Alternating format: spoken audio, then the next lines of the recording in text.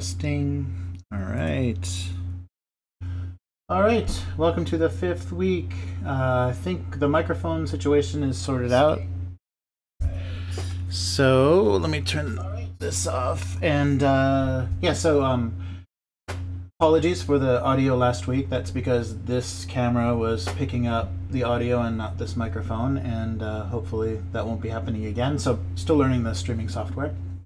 So yeah, just survived the super typhoon. So let's get started and talk a little bit about that. So yeah, hopefully the audio is much better this week. Please let me know in the chat if things are sounding okay. And I think I'm getting good levels on this end, so it should be worth listening to. And apologies again for last week. That was a real mess. Yeah, it's difficult to monitor on this end, kind of the quality of the stream. So I need to be better at doing that. All right, and it looks like Photoshop is doing okay. All right, so so over the weekend we had super typhoon, so that was fun. Basically covers the entire country, and it's like sitting in the middle of a tornado with rain for 24 hours. So that was nice.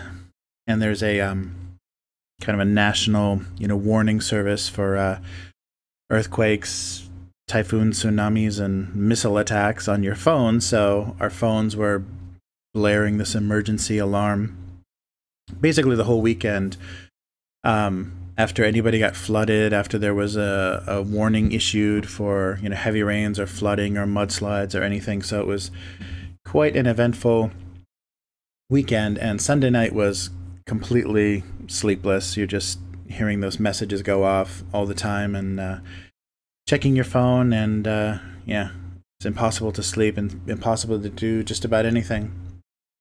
So that was fun. And so let's see if I can do a little bit of drawing here. So the but that's a kind of earthquakes and typhoons are a real fact of life here. Usually the typhoon season is September. You get a lot of storm activity in this area and a lot of canceled flights and things like that. So I think that's why, if you're ever interested in coming to Japan, September is probably the cheapest time to travel here, and also the most unpredictable, because you could have flight delays or cancellations due to the kind of crazy seasonal weather. And so this year it's been a little strange. Everything's been a little bit delayed. We had our rainy season continued well into October. Last week it was a solid week of rain and ended with the super typhoon. So we've had a lot of rain, and so a lot of mudslides and things. And I think because Japan is a volcanic island, it's really prone to mudslides because you have a lot of these hard, rocky mountains and hillsides just covered with loose earth that gets weakened by heavy rains, and then just comes sliding on down the hill. And I'm sure if you search that, you could find some pretty amazing videos of entire forests and hillsides just kind of sliding down the sides of mountains. And also because the mountainsides are rather steep here. Everything is kind of straight up and down. So all the hilly areas are very, very steep inclines. So let's see. I guess we'll just kind of do this way. So that was the weekend. Good amount of fun. But so you don't have there. So there were evacuation warnings in our area, but mostly just for older people. If things get really serious, it's it's difficult for them to get mobile. So they issued warnings for older residents to go to evacuation areas because they weren't, sure how much worse it was going to get. But yeah, I'm very impressed, or kind of admire the kind of island people mentality in Japan when it comes to natural disasters. They have a just kind of endure this this bad thing spirit that yeah, is very impressive. You have a lot of people, just after their first, earthquake they experience in Southern California, or their first hurricane in Florida, they're out of there. They're not going to deal with that ever again, and that's just not an option for Japanese people. So they, yeah, they really endure a lot of crazy natural disasters, and yeah, that's very impressive for me, because I guess there's a lot more mobility in the U.S., and yeah, people take advantage of that. How's that for a funny looking webcam? Let's see what else here. Oh, yeah, so I've noticed when I'm streaming and while I've been doing this, I really haven't been happy with any of the work at all. And it's only after I go away from it for a few weeks, or look back on it months later, then I'm like, oh, I guess that was okay. I guess that worked out. But yeah, while I'm doing this, especially while I'm streaming and talking and drawing, I'm just really unhappy with the results. I just don't feel like I'm concentrating or being able to focus on things enough, so it makes it very, yeah, it makes it very hard to really be satisfied with what I'm doing. It's a lot of close enough kind of feeling, and that's very unsatisfying. But if you notice, yeah, how many times I undo different strokes that I'm making, there's only so much time. There's only so much you can do to tolerate that kind of nonsense. Yeah, try something like that.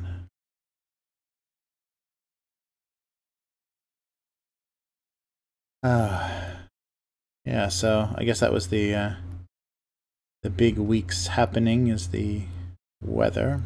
I know it's not an exciting topic, but yeah, it was sure got our attention. And there's still some train lines that are out of commission because they had mudslides over the rails, and they might be out for a couple of days. It's mostly like the minor train lines that connect smaller areas that are kind of all local. But yeah, still a little scary. I think basically all the train lines just call it quits when the weather gets bad enough. So that gets a little dangerous because I commute between Nara and Osaka. And so I've got two options, and if both of those options decide they're going to close, I'm pretty much stuck in the city. But yeah, that hasn't happened. That hasn't happened so far, but yeah, it is a possibility. Let's see if we can do something about this. Yeah, but yeah, I know basically everywhere's been hit by some crazy weather this season, so yeah. Luckily everything wasn't too bad. But yeah, I definitely am sympathetic to anyone that got hit hard in this last hurricane season, and yeah, California's had horrible wildfires. Yeah, it's been quite a year. So yeah, not enjoying that at all. Oh, look at these pathetic little things. All right, here's a couple of webcams.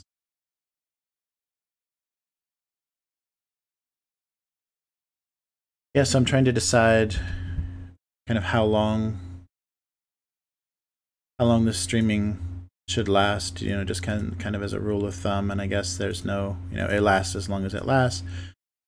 But if you have any suggestions, longer is better, shorter is better, yeah, just let me know. I yeah, just started doing this a few weeks ago, so I'm definitely open to any feedback or criticism about how, you know, what works well. Ah, this is going to be a very,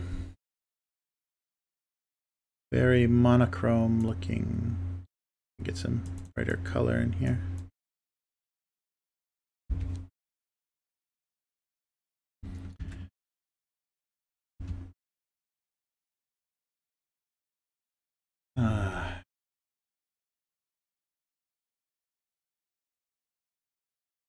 There we are.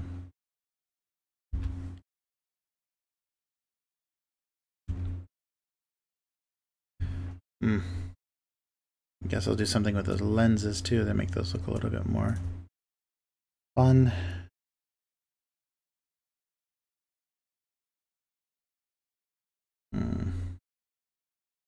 Yeah, maybe we'll do that with the shading. All right, so yeah, what's been going on creatively? Still at it with the Inktober. If anybody has been following that on Instagram, and I guess I'm auto posting or reposting that to Twitter.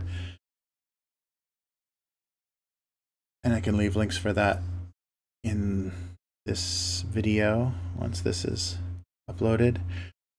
Yeah, that's been going all right. I'm you know, not really following the suggestions. I guess, you know, people kind of use that as a there's like a theme for every day, so there'll be a word to illustrate, and it's not really all that interesting to me to try to, you know, impress people with the clever way that I depict thirst or, you know, huge or whatever the whatever the words are. So yeah, so I haven't been following the themes of the day, but just kind of yeah, using that to make myself draw and kind of continue the just playing around with some images and ideas for the Citizen Spaceman comic.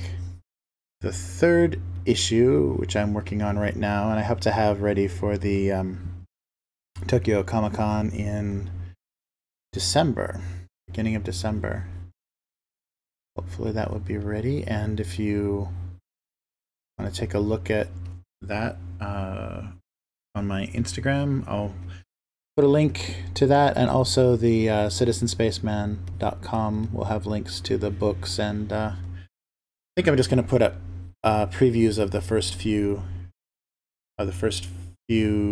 issues, just so people can read the story and, you know, get interested. I think it's worth having that involve an international mail order if they want to read it. Unlike my other books right now, it's just, you know, literally self-published, so it's not on Amazon or anything as of yet. So maybe when I do a collection of that will actually have, you know, I'll distribute that more widely.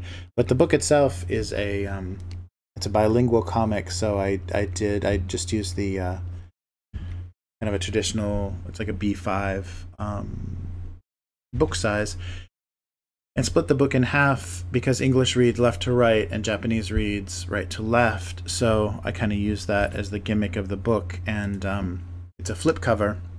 The one side is English, the one side is Japanese, and you read the book and the story meets in the middle. So the spread of the center page in the middle is the end of the story, the climax of that book, and that's where the English and the Japanese kind of meet, so that I can kind of cover both bases, making one book. And a lot of Japanese people like you know, like the idea of, you know, bilingual, of having the English to look at, because the English looks cool, looks different, and yeah, they like that, having both. I think I've sold a lot of books, you know, based on that gimmick, but that makes it not you know, not that internationally marketable. So when I have the the book finished, I'll print a collection of all Japanese and then all English individually, so people can read the story in the language of their choice.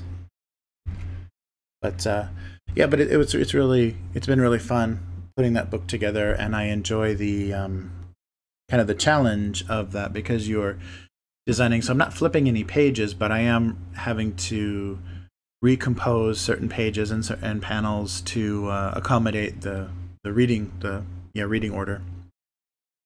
So that's why that explains a lot of the kind of very simplistic style in the digital medium. It's all drawn in Illustrator. It's all created in Illustrator. And so that's kind of out of necessity to make it easier to reorder the book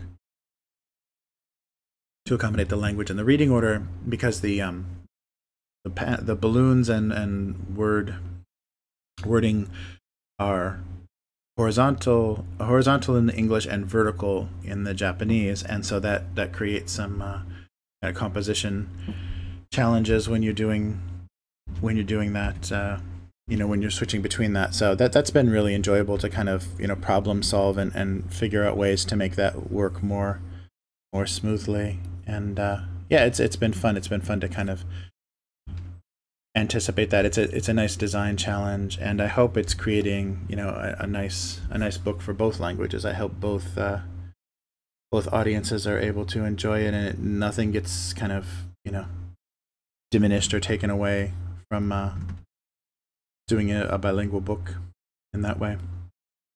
But it's been a lot of fun. I really enjoy working on it, so I hope to keep doing that and get the whole collection done and printed someday.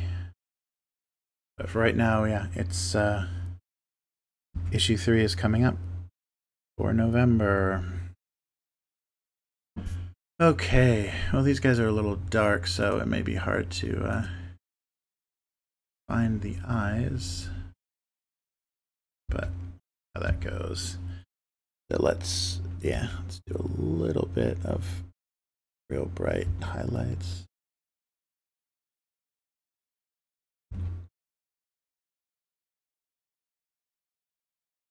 So things are easier to pick out. I think that works. All right, so the eyes might be a little hard to see in this case.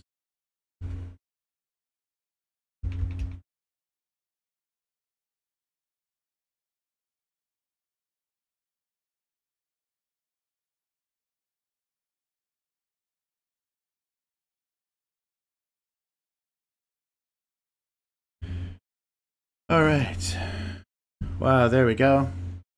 Couple of silly webcams. Yeah, so I was just kind of thinking about the our current situation. I mean, it's amazing to be doing this, to be streaming, drawing live, and having a chance to interact with people, while you're creating your work, and have a direct connection to that audience, because that was the whole attraction to me for cartooning above animation, is that you created things so much faster, and you were able to have access to people's reactions and interacting and communicating with people so much more immediately, that I enjoyed cartooning for that way. You didn't work so hard and spend so many hours to develop something and then have kind of a delayed response. So while you're creating it, it's a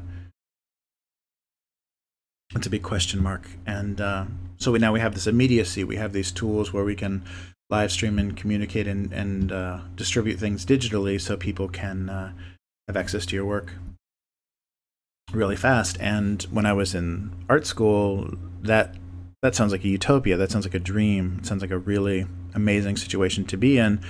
But the reality of it is just not great. I think there was there's some validity to having gatekeepers or aggregators or people that are going to kind of be choosing what goes and what doesn't, what gets seen and what doesn't get seen, because now we're just in this this mess, this quagmire of content, and anybody can produce anything, and it's really hard to find something worth watching, and that even extends to things like television and music. Online, it's really diluted things to the point where it's so frustrating to actually look for something that a lot of good stuff gets lost, and a lot of terrible stuff is kind of poisoning the well. So it makes this really mediocre situation. I mean, I can remember working on short films and then dying to get them into festivals so people could actually see them and get some sort of recognition or get some sort of attention to your work, and that was it. That was pretty much all you had, unless there was some television program or something that was going to feature short animation. There was no venue for it. And now, if you do short animation, you can have that posted online. You can get that out to as many people as you can attract to it, but it just doesn't happen. That's just not. It's not even a thing anymore. And it's very strange. It's strange how things have changed and how the types of things that people want to digest. I think people would be more interested in watching, streaming people playing video games than they would be somebody's, creative work, people's short films or short ideas. It's a real changing culture and a changing audience, and that's pretty disheartening. I think that's pretty sad.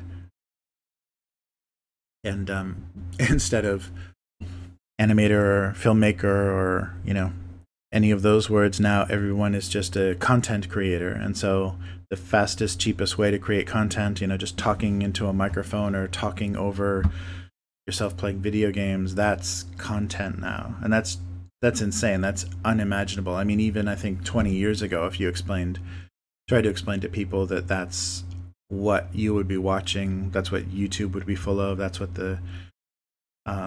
a lot of people would spend a lot of time not only watching but doing, I don't think people would actually want to consider that any kind of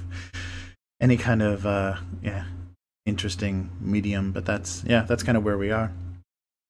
So it's amazing. I mean, the power and the opportunity and the digital tools we have, and how that's just kind of ruined everything. Without any kind of structure to support talent or support people that's there, because it's just a big popularity contest now. I think encouraging people to get subscriptions and likes and things, and have people share videos, things going viral, that implies or that requires, that necessitates that people do kind of outrageous things or very pandering things. So you don't have a lot of original voices. You just have people, that are talking to a very specific audience. And I don't mean just with political speech or whatever, but I mean, I think even with people's art, I think fandom has been a real blight on creativity. People that spend their time drawing other people's characters because they're popular at that time and they can develop a following, drawing somebody else's work and their interpretation. But it's strange.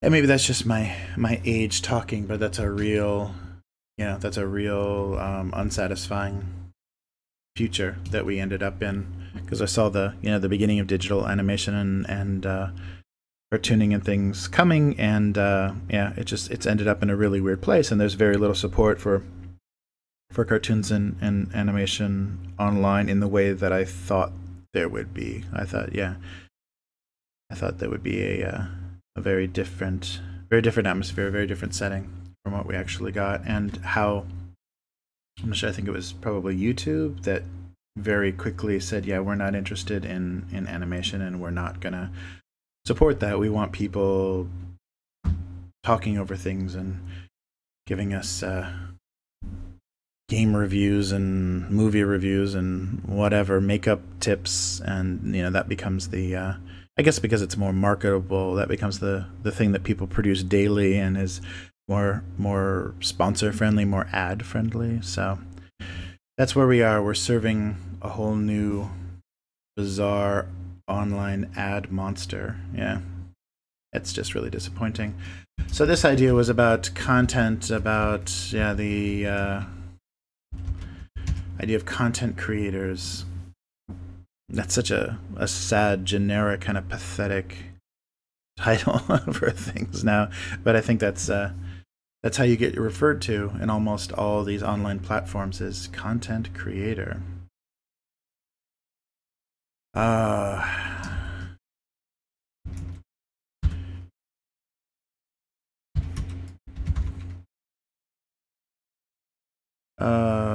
So as content creators, they still weren't sure. Yeah, so I'm trying to so a couple of webcams pointed at each other would literally count as content these days, but I don't know exactly what that would be.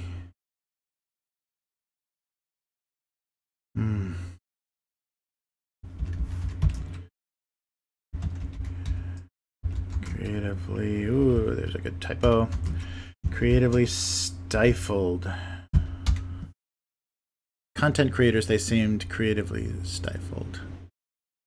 Yeah, that's an odd thing. It's an odd kind of, subculture that any of these online platforms, or that's, Twitter or YouTube or whatever develops, people kind of get some recognition and become personalities, and then they start, fighting with each other and creating this drama inside these mediums, and that attracts viewers and that gets attention, so that's why it happens. But we'll talk about one of the most uninteresting things in the world is people ranting and raving at each other on webcams. That's that's just depressing. But yeah, that's what we've got, and that's what people crave. It's not interesting to see people having a nice day. You gotta have them at war with each other, because that's entertainment. All right, so as content creators, they seemed creatively stifled, just pointing at each other. Well, we'll go for that for now, and maybe come back to it later. Yeah, so the webcam idea. Yeah, that's a very strange thing. I think the first time I saw the record button on the YouTube app, that was very depressing. Because, encouraging just, turn your camera on and, talk at it, and that's content. You're creating something. I mean, I don't know. It's I mean, for public safety, when you think about how much safer people are when they have a device that they can instantly turn on and be, digitally streaming to anybody that wants to watch. And of course, we've already seen people,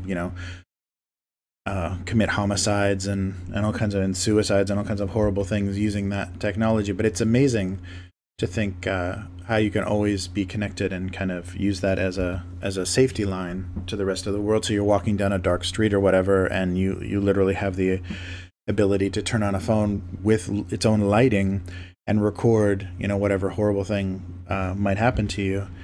And that's a very amazing thing. It's a very amazing change that's happened when you think about how much more vulnerable we were just a generation ago. And you have could literally disappear and no one has any idea what happened to you, but now there's a little bit more of an ability to prevent that, or as long as you have cell phone service, people will know what's going on or what went on. Oh, this is a strangely drawn pancake.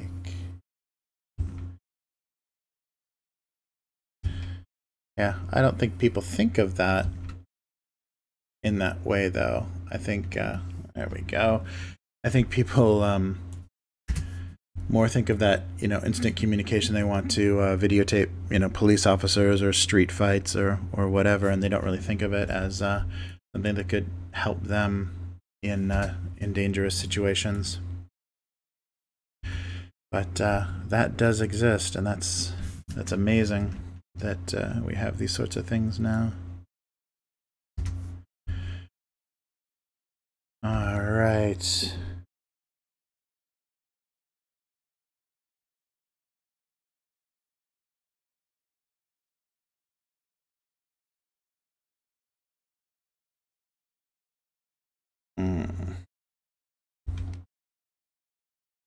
Little whipped cream or a soft serve or something like that.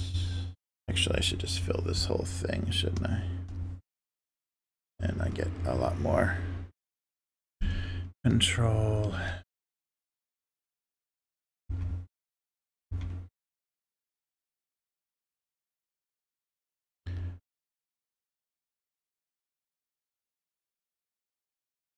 So the other thought I was having about how the kind of lack of simplicity anymore. So here, a very funny thing is some of the most successful shops here are just pancake shops. So these places that only sell, different kinds of pancakes. And of course they do a savory, kind of like crepes. They'll do a savory pancake. And then, a sweeter kind of fruit and ice cream or fruit and whipped cream. Kind of pancake. And those places are always very popular. And you have these wonderful restaurants that go out of business. And yet these pancake restaurants endure. And I think it's mostly for women, the way that they kind of market them. They're very cute style, and it's just very funny. Pancake restaurants being so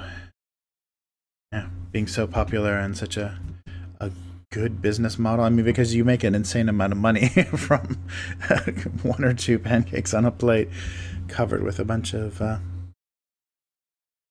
ridiculous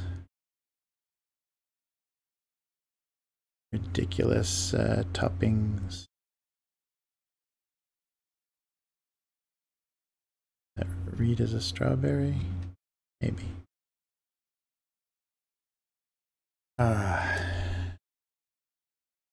Pancakes.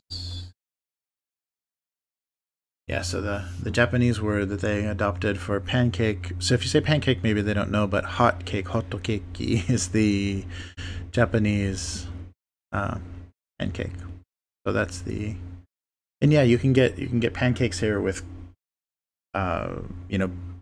beef stew, kind of a beef demi-glace sauce, or Japanese curry. You can get some pretty substantial meal-like pancakes, and then also some lighter, strawberries and cream kind of things. But yeah, it's pretty funny, the elaborate lengths that they go to for decorating pancakes or enhancing pancakes. Yeah, but if you've ever wanted to spend $6 on a pancake, this is the country to come to. They certainly have that down. All right. Yeah, I think that's elaborate enough. If we can find that a little more yellow, that nice pancakey color.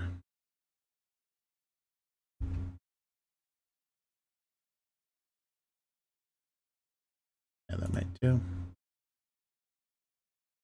And take a little of that yellow out to do the.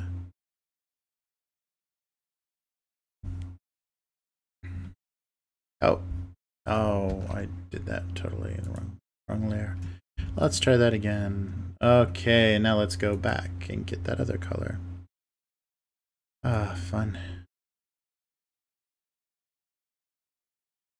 Yeah, that's a problem I seem to have often is kind of being in a little bit of a rush, or kind of being in the zone creatively, um, being distracted by how well or how not well something's going is yeah, working into the wrong layer is always frustrating. Say there we go. That's a common thing that I love to do. Let's make my life more difficult by, maybe we'll make that chocolate. Yeah, filling wrong layers and oh. Let's see. All right.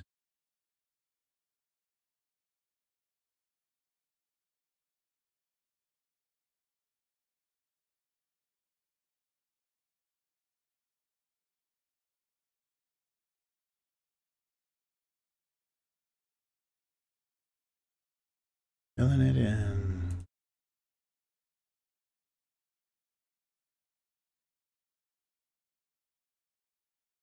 And do a little bit lighter. Center there. Oops. And then, so that's a really easy way, if you have no, or very little experience with Photoshop, a real easy way to mask things, to only, if you want to color within something you've already filled, is just to control click on it or man click on it for Max, and then you select it, and then if you just hide that selection, you can work within that selection, and of course you're only going to be then coloring on your fills, and that makes it real quick and easy to do stuff like that. If you want to add an additional color, something on top, some highlighting or whatever, that's a quick way to deal with those, and real basic Photoshop. But that's something you're interested in knowing, that's what I'm doing when I click like that. Banana. All right. Wow. So control click. Oops. There's our, and then just hide that. And then, so when I do the little bit of shading here with the black and white, that's usually what I do, is just, oh, I didn't fill that, is just, that's right, I filled it on the, there we go. Just control click, and that gives you kind of, confines you to painting just within the fills, and so that works really well for the highlighting. I don't really, unless I'm doing the drop shadows or whatever, I don't want to be going out of those fills much anyhow, so that little selection, just works as a mask, temporary mask, to kind of keep you where you want to be. Very beginner stuff, but yeah, might be interesting for somebody that's just kind of starting out.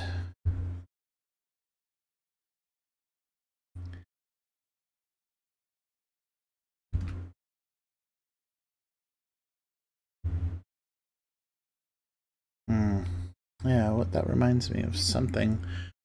What was it that I was thinking about talking about?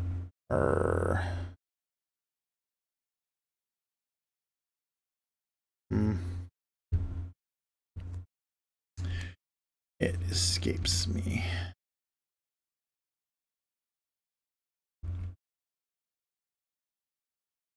Highlighting all these little chocolate pieces. Maybe some more on this cream. Give it a little bit more depth. Make it a little more interesting.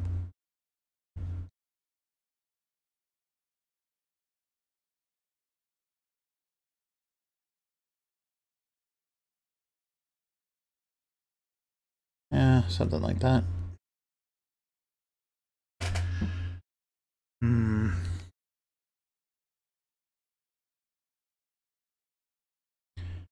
we go.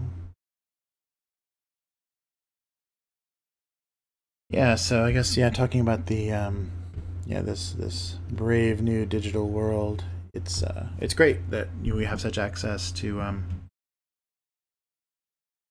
being able to get our work out there, but I think the cost is that, you know, we've created this tremendous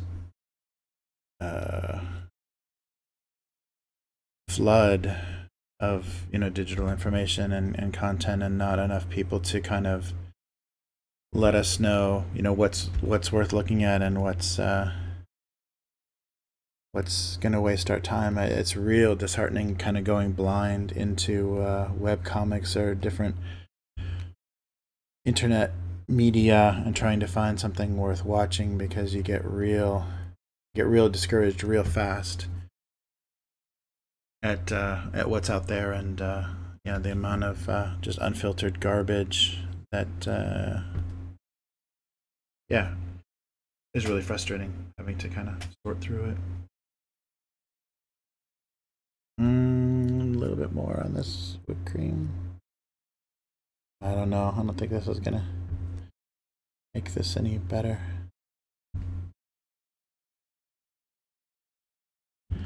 It seems so nondescript.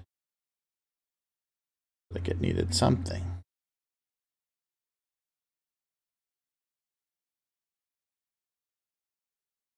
Oh.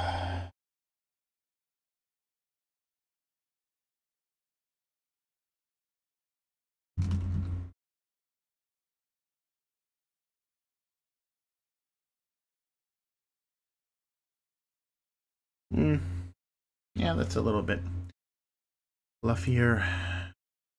Some white little highlights, because the cherry needs to have a little sparkle. The banana, maybe the fruit too. Yeah, I don't think these should be too shiny. Oh, maybe they should. That kind of looks nice.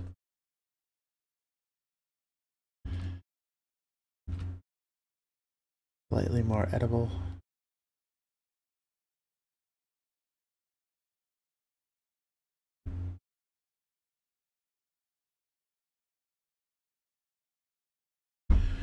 There we go.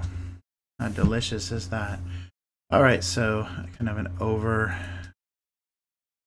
elaborate pancake. Let's scale that up a little bit. When this gets shrunk down, it's pretty tiny. I know that's not gonna make my drawing look any better when I'm zooming in like that. But oh, excuse me. Sorry. But yeah, we got our pancake here. I guess we should do some eyes before we do any writing.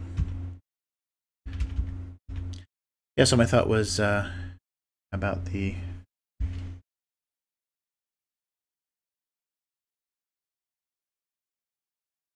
over elaborate, yeah, version of a very simple thing is usually too bad. It's usually a real waste. A waste to see that happen. Oh, look at that. All right, there we go. So the simple pleasure of a plain pancake. Simple pleasure of a plain pancake had been lost. I love when it fits on one line like that.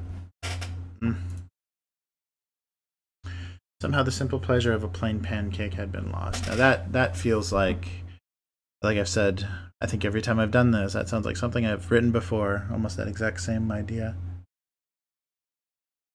It's funny. Once you've done almost 2,000 of these, yeah, you seem to feel like you're just repeating yourself. But yeah, those are a couple of ideas that I had in my head. Just the way that yeah, the more elaborate the better cases. So we have our little pancake here, covered in decoration and embellishment, and yeah, unappreciated. And then our web content, as content creators, they seem creatively stifled. Stifled, am I spelling that right? So let's, yep, I guess. Maybe stifled isn't the word I want. Sounds funny. But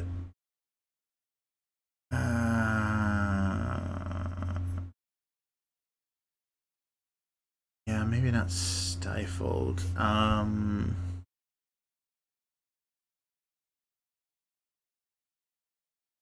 Yeah, maybe bankrupt. It was actually better. I think that's maybe closer to the idea. Creatively bankrupt. I love that expression. Yeah. Maybe let's change that from stifled. I don't think that's quite. I want to.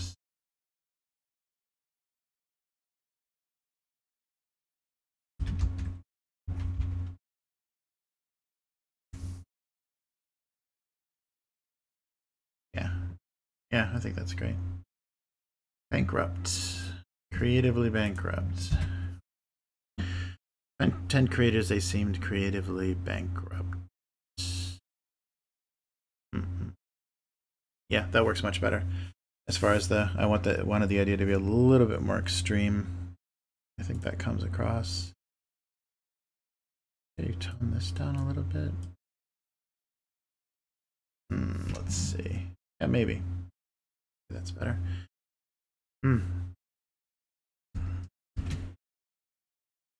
Content creators. All right. Well, we've just created some content here. All right. Yeah. So, yeah. Now people are, yeah, creating things through webcams. Did you think there would ever come a day? Yeah, I can remember early YouTube where it was just, you know, kids screwing around with the family camcorder where there wasn't really great digital cameras and you had to, you know, literally transfer things.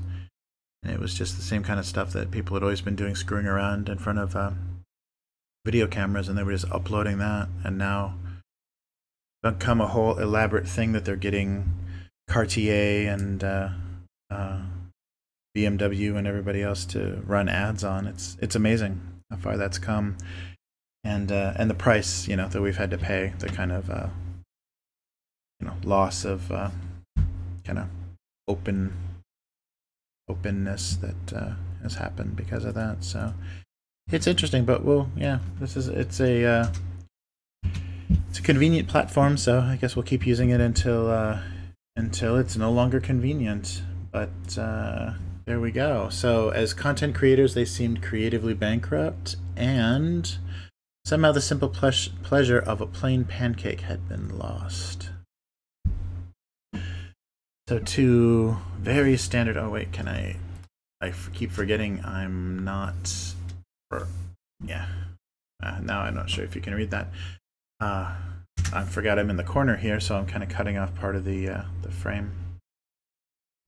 But yeah, I hope the sound quality was better than last week, and I'll try to make a habit of keeping up the quality. So this is actually something worth listening to, I think, when it's that webcam microphone. It's pretty horrible. It's pretty hard to listen to, and my voice especially on that sounds horrifying. It's very very tinny and very yeah, very brittle sounding, very hard to listen to. Hopefully this microphone has enough range that you can yeah, that you can just enjoy the conversation, the one-way conversation, the monologue, and not have to completely pay attention to what's going on. So yeah, I think that's gonna do it. Wow, under an hour this week. Yeah, so I'll put some links for Citizen Spaceman and my Instagram in the description for this video, so you can take a look at that. And yeah, please give me a subscribe if you are enjoying this channel, and you'll get notifications every time that I go live. And then of course I'll archive all of these streams in the on the channel themselves. And let me know if there's any other versions of things that would be interesting. I did a couple, mostly because the sound was so bad. I did some speed versions of the first 2 streams where I shortened them from over an hour to about 12 minutes, just by using the time lapse.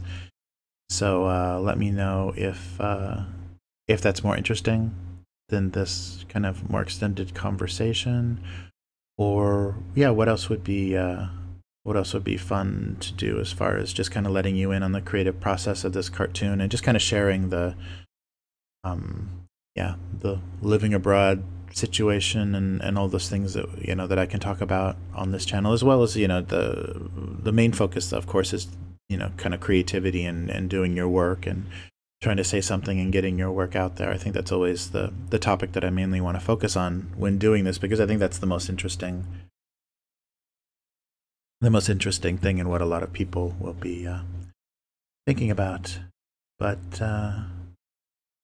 yeah, so I think we're good for this week, and I'll keep the quality up, hopefully, of the sound, so you have a lot more to hear. And that's my squeaky chair. I don't know if that's going to be distracting.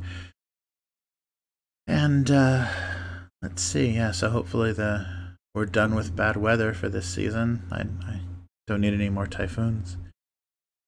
And yeah, I think that's it for this week. So yeah, please tune in next week, and thank you for joining me. So take care and see you next week. Goodbye.